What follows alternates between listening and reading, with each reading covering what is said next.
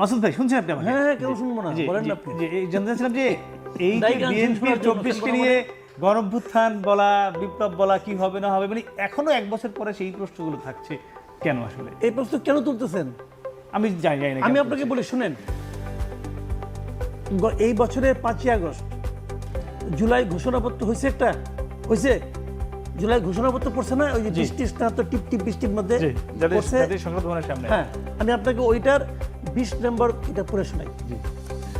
যেহেতু জনগণের দাবি অনুযায়ী এরপর অবৈধ দ্বাদশ জাতীয় সংসদ ভেঙে দেওয়া হয় এবং সংবিধানের 106 অনুচ্ছেদ অনুসারে সুপ্রিম কোর্টের মতামতের আলোকে, এখন শুনেন, সাংবিধানিকভাবে ডক্টর ইউনূসের নেতৃত্বে 8 আগস্ট 2024 তারিখে একটি অন্তর্বর্তীকালীন সরকার গঠন করা হয়।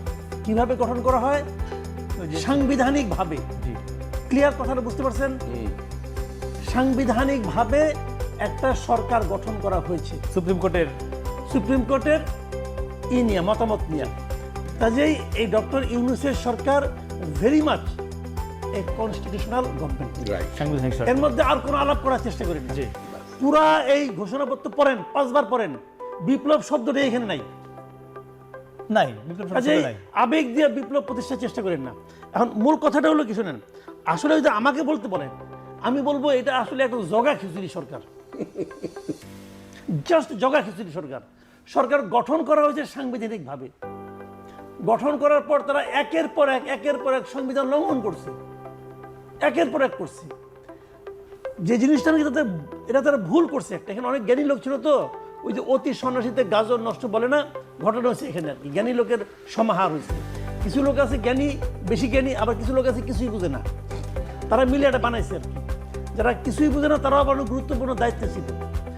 উচিত ছিল কি প্রথমে দায়িত্ব নিয়েই এই সংবিধানটাকে হয় স্থগিত করে দেওয়া অথবা বাতিল করে দেওয়া। সেটা কেন হলো না আপনার কি মনে হয়?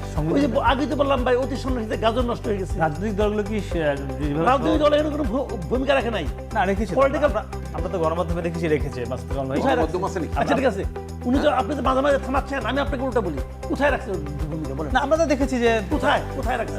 তখন 5 আগস্টে বিভিন্ন জায়গায় যে মিটিং হয়েছে, সেখান থেকে বলা হয়েছে, তখন সরকার গঠন করার কথা বলা হয়েছে, সেখান থেকে না করা হয়েছে। আমরা তো এসেছে খবরগুলো, নিশ্চয়ই আপনি দেখেছেন। ওরা কি করবে? ওদেরকে কি সংবিধান রাখা যাবে কি যাবে প্রশ্ন কেউ করছে? না, কিন্তু রাজনৈতিক দলগুলো তখন যারা ছিল তাদের তো একটা মতামতের ব্যাপার ছিল কিনা? তারা মতামত দিচ্ছে যে আপনি এটা গভর্নমেন্ট করেন। এখন গভর্নমেন্ট করার সময় গভর্নমেন্ট যারা করবে তাদের তো বুঝতে হবে আমরা কিভাবে গভর্নমেন্টটা করবো। তারা তো বুঝতে হবে। তারা সুপ্রিম কোর্টের নিয়ে তারা একটা সাংবিধানিক সরকার করছে, করার পরে তাদের মধ্যে আবার কেউ কেউ আছে তারা সংবিধান মানবে না, তারা সংবিধান মানে না। এই সংবিধান অনেক ক্ষেত্রে তারা মানে না। তারা সংবিধানের অনুযায়ী শপথ দিছে, শপথ দিয়ে সংবিধান মানে না। এদের বিরুদ্ধে কিছু হয় নাই, কারণ তারা ক্ষমতা আছে। শুনেন, আমি আপনাকে বলি, আপনি যখন একটা প্রশ্ন করেন, ওই প্রশ্নের উত্তর 30 সেকেন্ডে হয় না। প্রশ্নের উত্তর মিনিমাম 2 মিনিট লাগে। 2 মিনিট আপনি কোনো আওয়াজ করবেন না।